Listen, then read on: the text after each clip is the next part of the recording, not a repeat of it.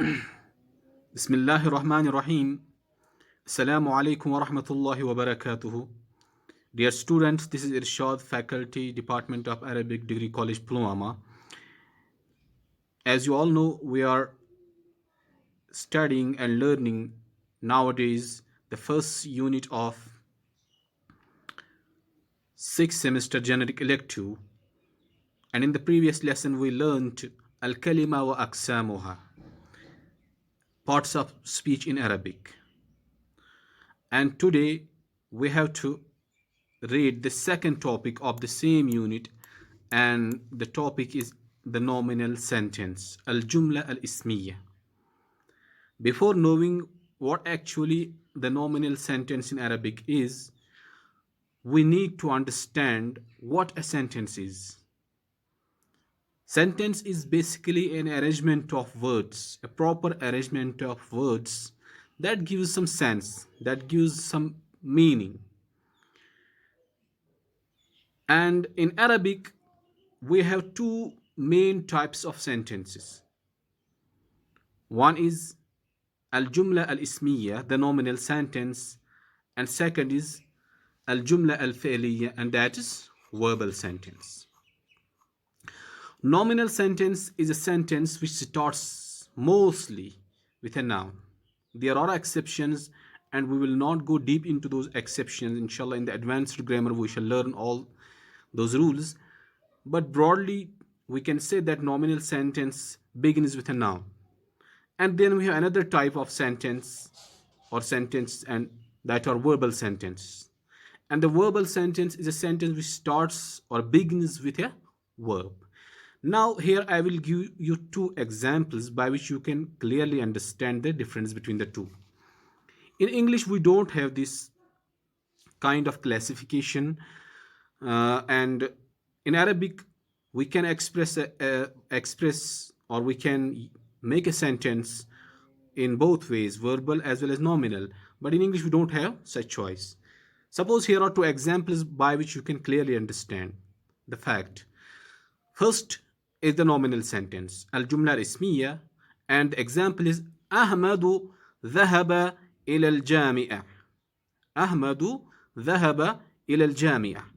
Ahmadu dhahaba ila al-jami'a means Ahmad went to university. Jami'a means university. So this is a sentence, and we got some meaning and sense from the sentence. But the sentence began with a noun, and the noun is Ismu Alam, means a proper noun, name of a person, and that's Ahmad. So this sentence began with a noun, and that is Ahmad. So that's why we call it a nominal sentence, because it began with a noun, and that's Ahmad. Then we have another example in the next column, the verbal sentence, Al-Jumla Al-Fi'liya. The sentence is Dhahaba Ahmadu ila al-Jami'a. Again, the translation is same. Ahmad went to university. But if we will translate this sentence word by word, word for word, Dhahaba went, Ahmad ila al-Jami'a, to the university. Went Ahmad to the university. Now in this sentence, we saw that the sentence began with a verb, and the verb is past tense verb dhahaba, means went. He went. Though the meaning is same, Ahmad went to university, but here the sentence began with verb. In the nominal sentence, Jumla Al-Ismiya, it was Ahmadu dhahaba. Now it is dhahaba Ahmad. So both the sentences are equally correct. But in English, we can't say went Ahmad to the university. We don't have this choice. We have to say Ahmad went to university. But in Arabic, we can say both. Ahmadu dhahaba ila al-jami'a, dhahaba Ahmadu ila al-jami'a. Since in this lesson, we are not learning the rules of grammatical rules of verbal sentences, we are just focusing on nominal sentence. But there is a choice that you can convert a nominal sentence into a verbal sentence, and this we shall discuss soon. We shall again turn back towards the sentence. What a sentence is. There are so many definitions of a sentence, and I have collected a definition here, and it is: a sentence is a set of words grammatically linked that's complete in itself and express a complete thought, conveying a statement, command, question, and exclamation. Typically, a sentence consists of a subject and a predicate. The subject is is what the sentence is talking about, and the predicate is the information about the subject. It tells us something about the subject. And in Arabic, the sentence is classified into two main categories. One is al-jumla al-ismiya, or you can say jumlatun ismiyatun, nominal sentence, also called noun sentence or equational sentence. And it is a sentence which begins with a noun. And then we have verbal sentence, jumlatun fi'liyatun or al-jumla al-fi'liya. It's a sentence which begins with a verb. The verbal sentence is easy to recognize.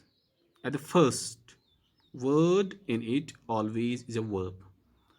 So it is easy to recognize because when a sentence began with a verb, we call it a verbal sentence.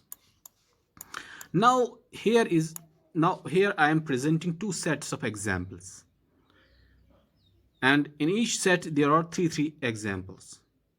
First three sentences are verbal sentence, and then the three sentences are nominal sentence.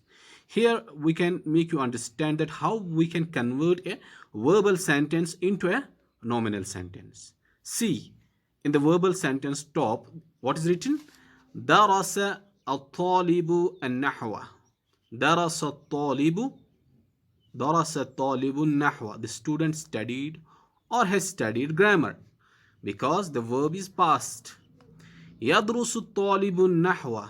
The student is studying grammar, and nahwa means Arabic syntax, grammar. Then here the verb is continue, present tense or present verb.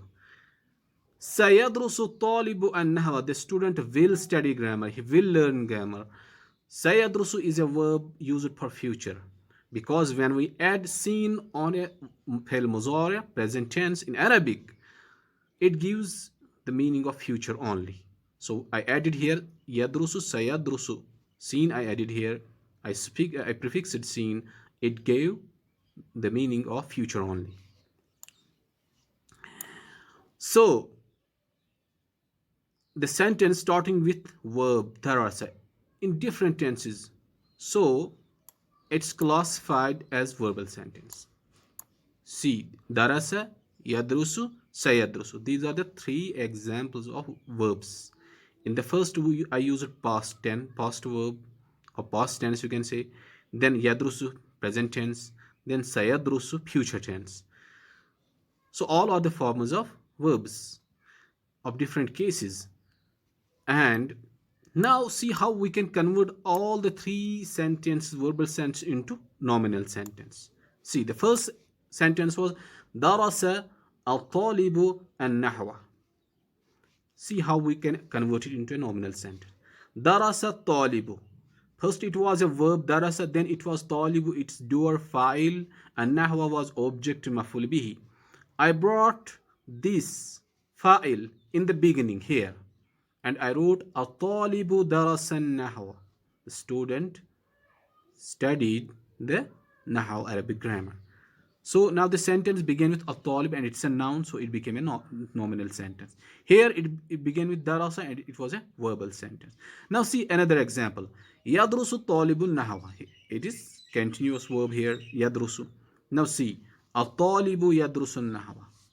Again I dragged talib, its file, in the beginning, and it became a nominal sentence. Then third example, sayadrusu talibu nahwa, it will become at-talibu sayadrusu nahwa, and in this way we converted all the three sentences into nominal sentences. Now see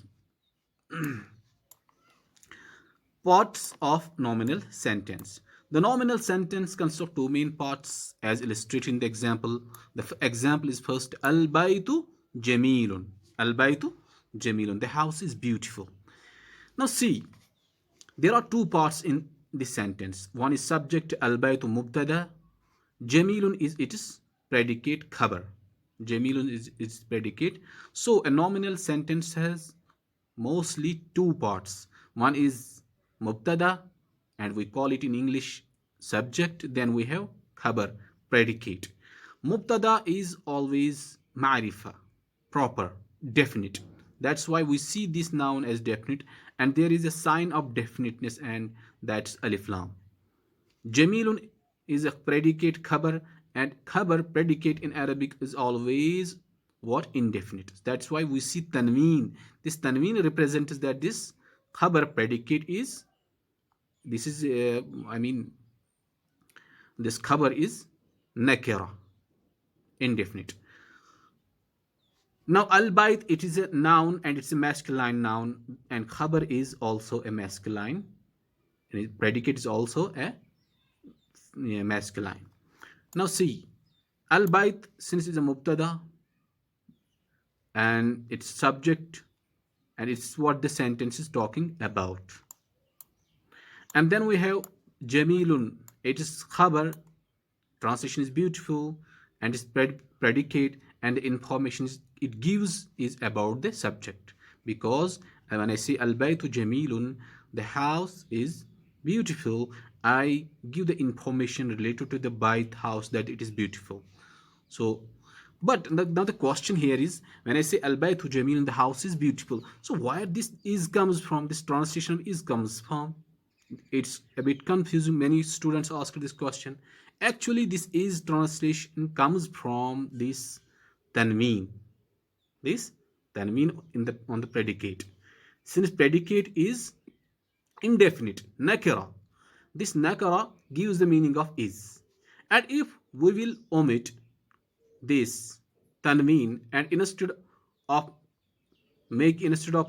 since it is a indefinite, if we will convert it into definite, we say al jamil. We will prefix alif lam on jamil, and it will become al jamilu.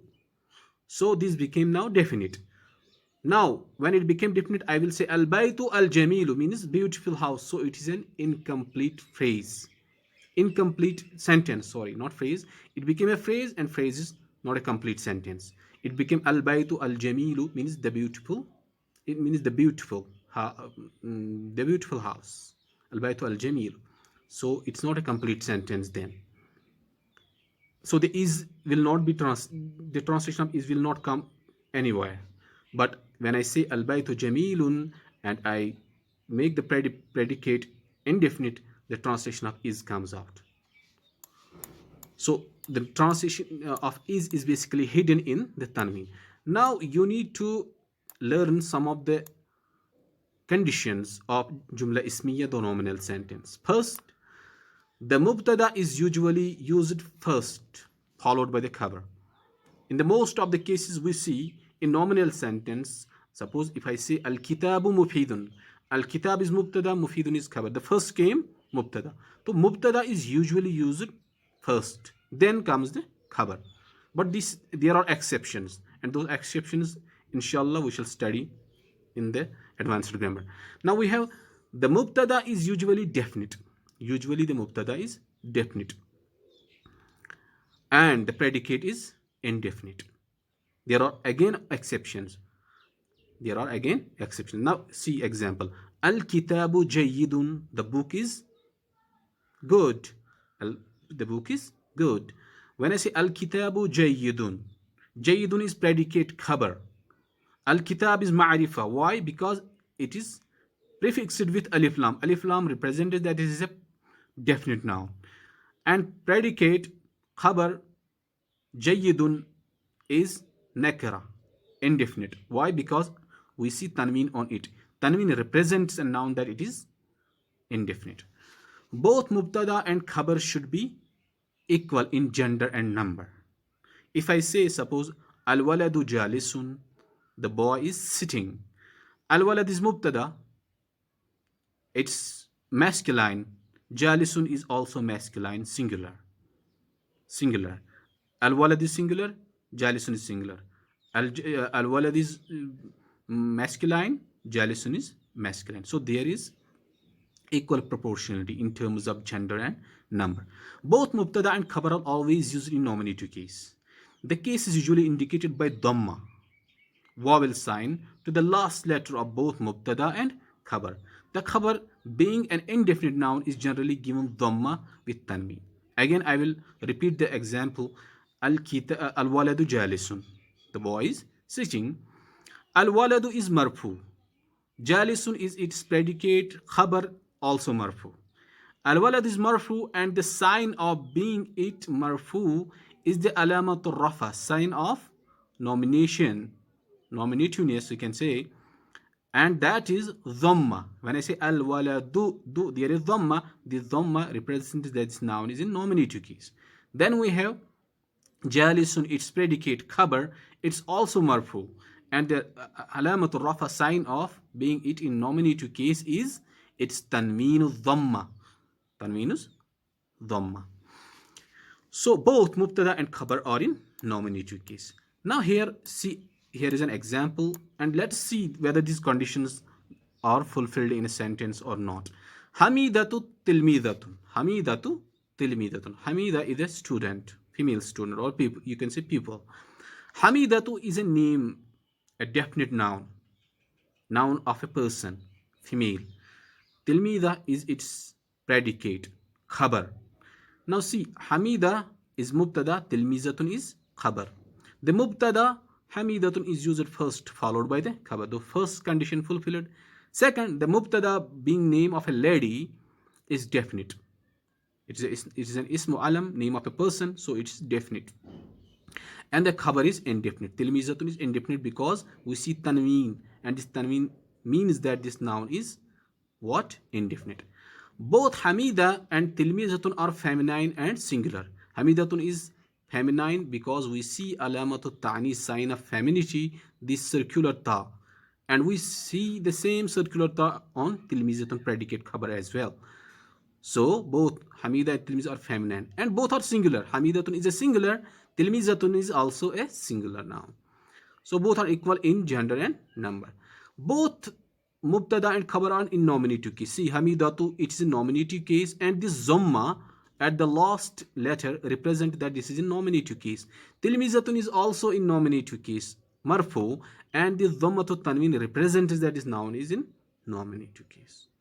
So we see all these conditions are fulfilled in a sentence. Now we have to learn some additional points related to mubtada, because mubtada is of many types. It has many shapes. It comes in many ways. The mubtada, any subject in nominal sentence, can be either sometimes a noun. You see here there are three sentences, and in the three sentences you saw blue colored words: ataqs, atullab, fatima. These are all sentences.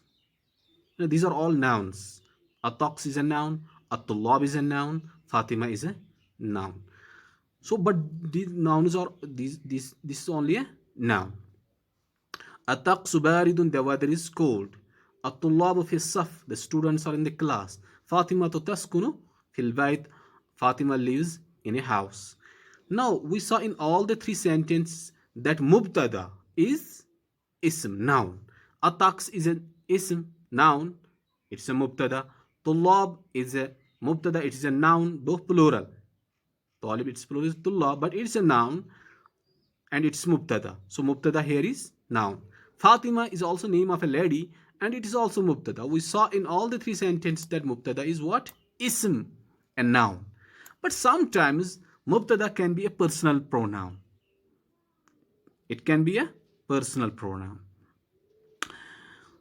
And there are 14 personal pronouns in Arabic, as you all know. And you see now here the example. The blue colored nouns. You see, ana mashkulun, ana mashkulatun, I am busy. Ana, both are dhama'ir, dhamir, munfasil. Personal pronoun. We also call them detached pronoun. Now here, huwa fil maktab, he is in the office. Huwa is a personal pronoun, dhamir munfasil, and it is used for third person, masculine, plural. Huwa. third person masculine singular, not plural. So we can say that sometimes mubtada can be a dhamir, a pronoun. Now see, ana is mubtada, mashgulun is khabar, predicate. Ana is subject, mashgulun is predicate. Ana mashgulatun, subject, predicate. Huwa fil maktab, huwa fil maktab. Huwa is mubtada, fil maktab is predicate. So we can say that mubtada can sometimes be a personal pronoun, a dhamir. Now see, sometimes mubtada can be a demonstrative pronoun as well. Ismi ishara. And you know asma'ul ishara in Arabic, there are 6 asma'ul ishara that we use commonly, not 6, 12, because 6 are for nearer things and 6 are for far things. And mubtada can be sometimes what? Demonstrative pronoun. You see here are 3 examples. هذا صديقي, this is my friend. هذه صورة جميلة, this is a nice photo. ذلك مطعم, that's a restaurant. Now see, in all the 3 sentences we saw, all the 3 sentences begin with a noun, and the noun is a demonstrative pronoun. You see, هذا, هذه, ذلك. هذا is for masculine singular, هذه is for masculine feminine singular, ذلك is for masculine but for 4 things. So all the 3 are what? Demonstrative pronouns. And هذا صديقي, هذا is مبتدا, صديقي is خبر. هذه صورة جميلة, هذه is مبتدا, صورة جميلة is خبر, predicate. ذلك is مبتدا, مطعم is predicate, خبر. So we can say that a mubtada can sometimes occur in like ismi ishara. It can be sometimes an ismi ishara, demonstrative pronoun. So demonstrative pronoun can also be mubtada. Now sometimes mubtada comes in the shape of masdar muawwal. Masdar muawwal means interpreted masdar. This is not basically the masdar. This is basically verb, but we prefix it with an plus continue verb, and it becomes masdar muawwal, interpreted masdar. Why it is called interpreted or masdar muawwal, indirect masdar?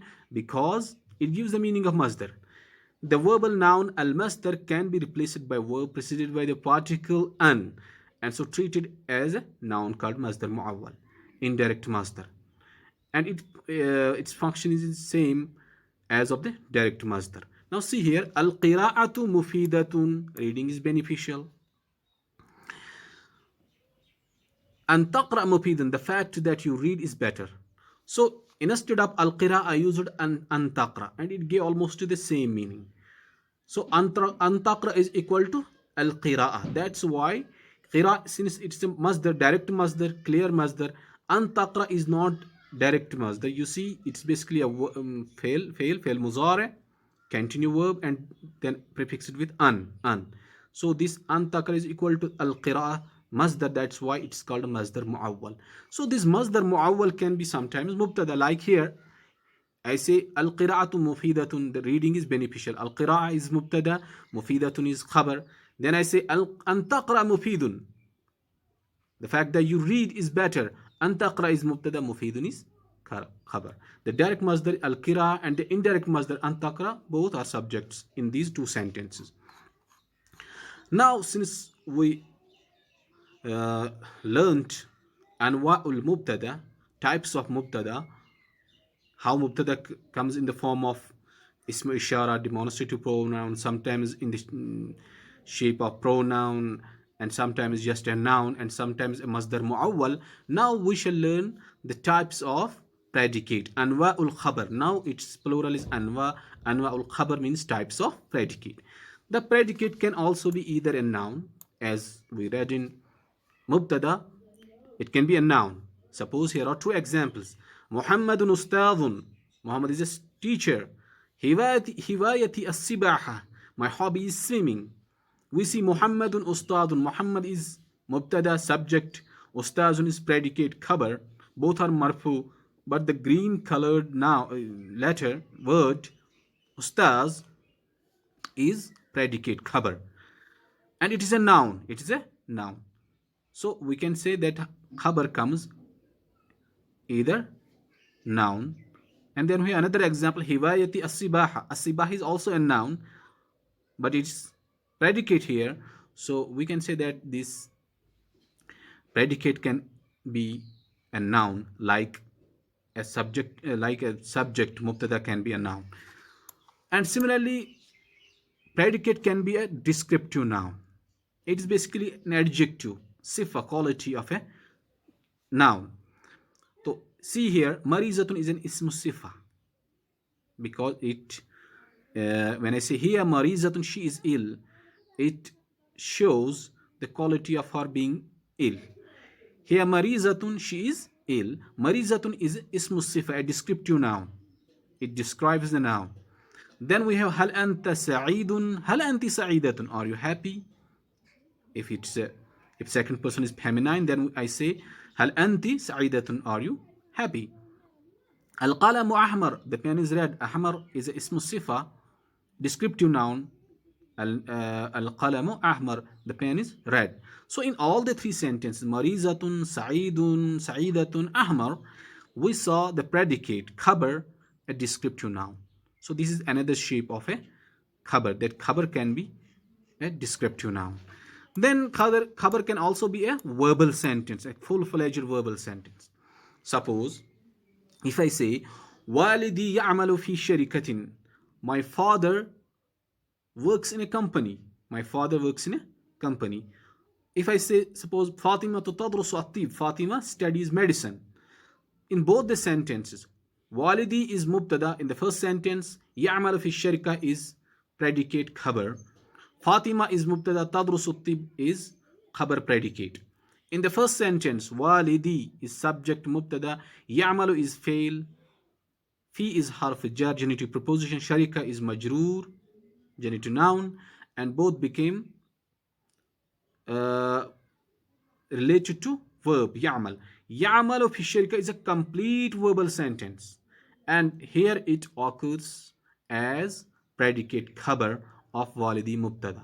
So we can say that a verbal sentence can sometimes occur as khabar.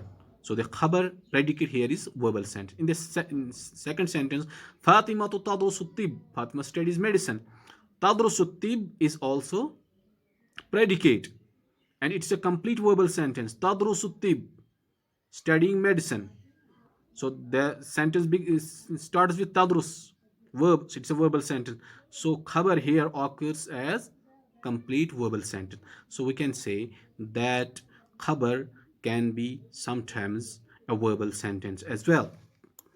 Then khabar sometimes comes as shubhu jumlatin, a prepositional phrase. Here are two examples. Al-awladu fil madrasa, the children are in the school. Another example is as-sayyaratu amam al-babi, the car is in front of the door. In both the sentences, in the first sentence, al-awladu fil madrasa, we have fi harf jar and then have madrasa majroor, and this is a propositional phrase, and this propositional phrase occurs as khabar predicate. Then in another sentence, amam al-babi, amama is muzaf, bab is muzaf ilay, so it is a shubh jumla. Fil madrasa is also a shubh jumla. Both occur as khabar predicate. So we can say that in nominal sentence, sometimes a predicate can be in the form of a shibh jumla, propositional phrase. Then sometimes a khabar predicate can be separate nominal sentence, a complete nominal sentence in itself. Since we are learning about nominal sentence, but within a nominal sentence, sometimes the khabar predicate comes a separate nominal sentence. See, here are two examples.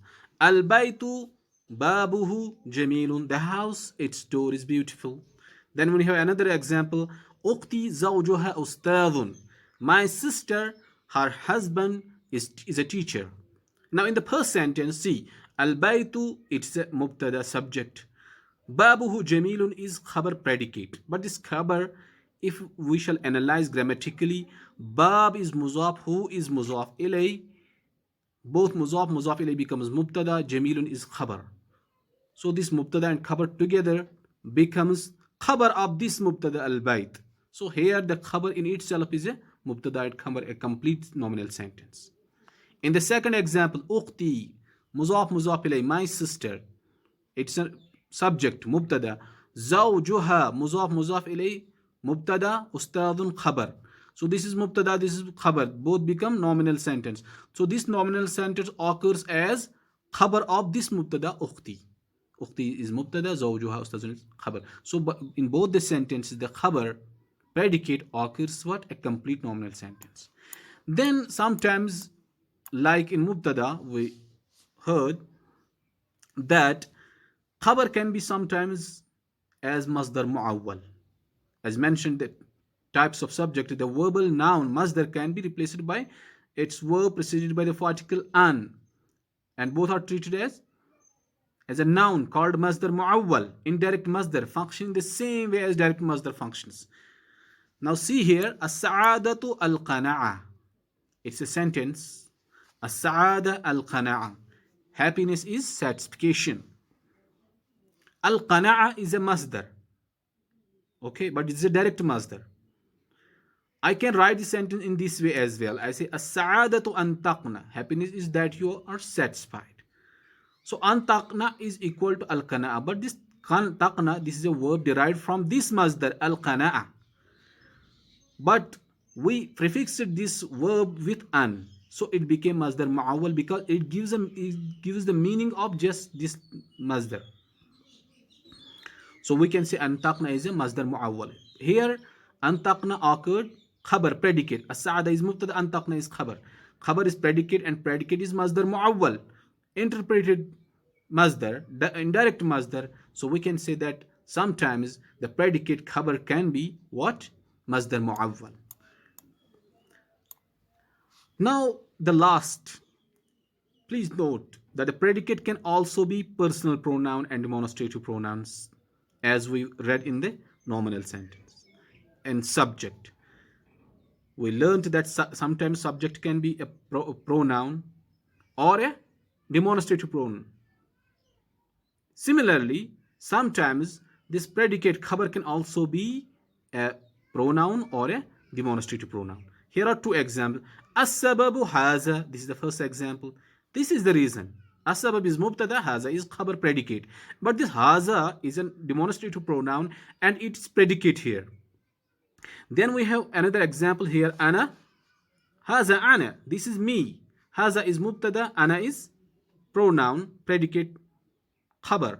So we saw here in the first sentence, haza demonstrative pronoun is khabar, predicate, and here ana personal pronoun is what? Predicate. Haza is mubtada, ana is khabar. So we can say that like subject can be in the form of personal pronoun or a demonstrative pronoun. Similarly, in the same way, predicate khabar can also be in the form of nominal personal pronoun or a demonstrative pronoun. Now the important thing is the case endings in the nominal sentences. The subject mubtada and the predicate both are in nominative case, both are marfu. Now this alamatul rafa, sign of being rafa, can be either dhamma. Notice the mark dhamma. Look here, this dhamma is in red color, mufidun. But dhamma is of two types. One is dhamma, just a common dhamma, and one is dhammatut tanween, nunitu dhamma. You see, ad-darsu is dhamma, mufidun is dhammatut tanween. Both represent the nominativeness of a noun. Here you see three sets of examples. First is singular, where the subject is singular. Then we have subject broken plural. Then we have subject sound plural feminine. So first singular. Ad-darsu mufidun. The lesson is beneficial. Al-jami'atu kabiratun. The university is big. In both the sentences, mubtada is singular. Ad-dars is mubtada, it's singular, it's masculine. Then we have al-jami'a kabira, the university is big. Al-jami is mubtada, but this subject is feminine. Then another group of examples. At-tullabu arabun. The students are Arabs. الكتب كثيرة. The books are many. In both the sentence, we saw the subject. It's plural. It is broken plural. طالب, its broken plural is الطلاب. الطلاب عرب. The students are Arabs. الكتب كثيرة. The books are many. كتاب, its plural is كتب. So in both the sentence, what? The mubtada is plural. And alamatul rafa, the sign of being the nouns in nominative case is the rafa. And rafa is either the zomma, you see, al-kutubu, al-tullabu, arabun, kathiratun. Here it is tanween and here it is zomma. Both dhamma and dhammatul tanween represent that these nouns are in nominative case. See, al-ustadhatu hadiratun. The female teachers are present. Al-makalatu tawilatun. The articles are long. Both the sentences begin with a noun and the noun is plural. Sound feminine plural. You see, al-ustadhat, ustadatun, it's plural, ustadhat, makalatun, it's plural, makalat. Both the nouns are feminine. So it begin with sound plural feminine. And the alamatul rafa is the zomma. You see, zomma, zommatul tanween. So this can be one of the signs of a noun being in a nominative case, that we find either dhamma on it or dhammatut tanween. Now another sign of a noun being in nominative case is alif. It is alif. And this we find usually in musanna, dual noun. Notes this alif in red mark here. You see, it represents the nominativeness, that the noun is a nominative case. Let's read first example. At-tamrinani su'ban. The two exercises are hard. Another sentence is al-jumlatani qasiratan. The two sentences are short. In English, we have only the issue of singular and plural. But in Arabic, we have a separate grammatical ruling for dual. Now you see, at-tamrin means exercise. But I added alif and noon and it became musanna dual. At-tamrinan means two exercises. Su'ban, difficult. Tamrinan, so this alif here, you see, since at-tamrinan is a mubtada, and mubtada is nominative case, but the sign of being this noun in a nominative case is this alif. This alif represents that this noun is in nominative case, because it is musanna, and musanna in nominative case, the sign of being marfu in nominative case is alif. So that's why we find this alif here. Su'ban is khabar predicate, it's also marfu, and the sign of being this noun marfu is this alif. In the next sentence, al-jumlatani qasiratan. This alif represents that this is musanna, and alif represents that it is in nominative case. Qasiratan, this alif represents that this noun is in nominative case, marfu. So this alif in all the four nouns is a sign of nominativeness, that these nouns are in nominative case. Please note that the noun in the dual after alif remains with kasra and is not taken into consideration with grammatical. This noun here, this was su'bun, and I converted this sentence into dual and I say su'ban. This noun has no ruling. You just keep it. It's maksur, always maksur, but it has nothing to do with this grammatical analysis. So this alif represents that this noun is in nominative case. So first, since we are learning and reading signs of a nominative noun, a nominative case noun, a noun being in a nominative case. What are the signs? The first sign is dhamma. The second sign is dhammatut tanween. The third sign is alif in musanna, in dual. And now the next sign is al-waw. Wow.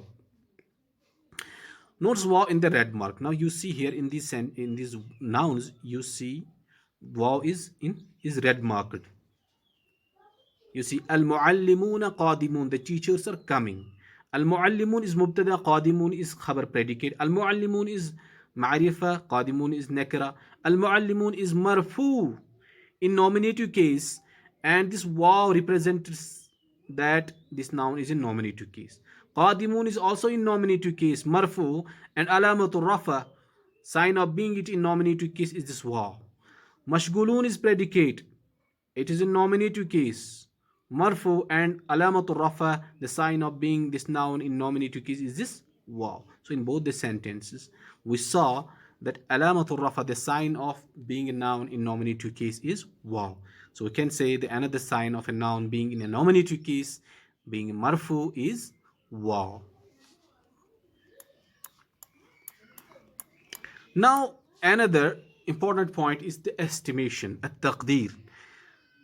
Since in nominative case we can find a noun, we can find the signs of a nominativeness in a noun either in the form of tanween or dhammat tanween or dhamma or waw or alif. But sometimes we have to only regard, we have to only estimate the i'rab, the case of a noun.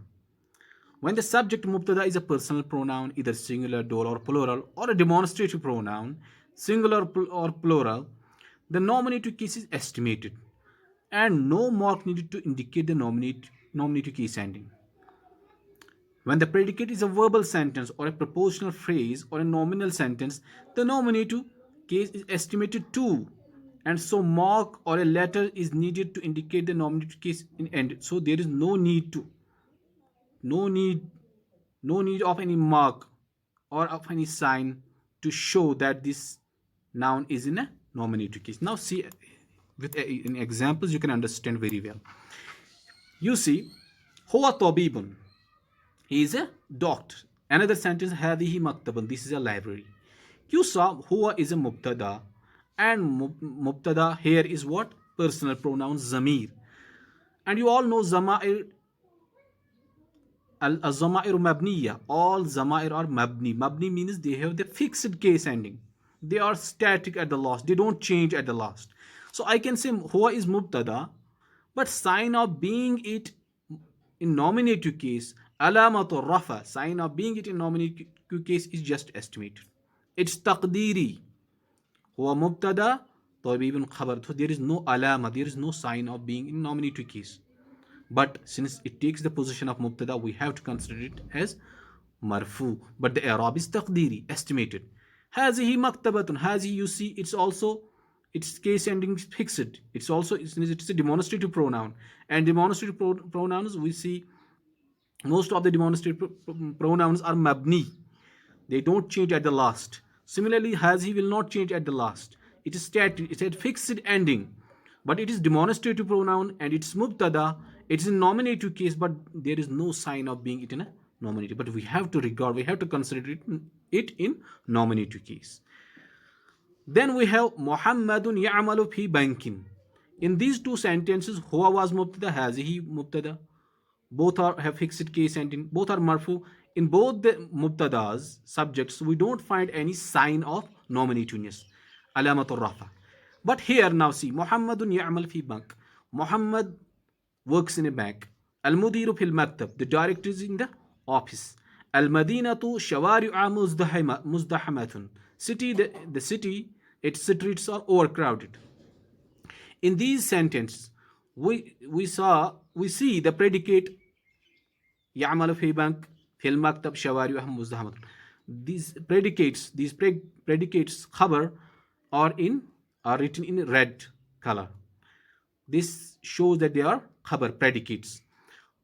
But in the first sentence, Muhammadun ya'malu fi bank, we see that this predicate is a complete verbal sentence, ya'malu fi bank, and it's the whole sentence is in nominative case. But the sign of being this whole sentence in nominative case is taqdiri, estimated. We don't find any clear open sign on it. Then we have fil maktab, it is shubhu jumla, the predicate is shubhu jumla. Al mudiru fil maktab, jar majrur, shubhu jumla. So there is, we again find that here there is no sign of being this khabar predicate in nominative case, so we only estimate its i'rab, its case. Then we have shawari'uha muzdahamatun, it's complete nominal sentence, and in complete nominal sentence we don't find any sign of being this whole sentence in nominative case marfu, but we only estimate. So we can say in such situations when the predicate is a complete sentence or a what I mean shubha jumla phrase, or it's a verbal sentence, in such cases we consider predicate khabar, and it's we consider it's i'rab of predicate, i'rabul khabar, i'rab of predicate. We consider it marfu by estimation. There is no alama, there is no sign of being these these predicates, I mean predicates, there is no sign of being these predicates in nominative case. Similarly here in these two sentences mubtada, we don't find any sign of being these two nouns in nominative case marfu, so we only consider them marfu. So this is by sort of estimation. In this way we have finished the grammatical rulings and the important points related to mubtada and khabar jumla ismiya. And in the next lesson inshallah we shall learn how we can use a mubtada and a mubtada subject as dual plural, and sometimes sound masculine plural, sometimes sound feminine plural inshallah. Till then, assalamu alaikum.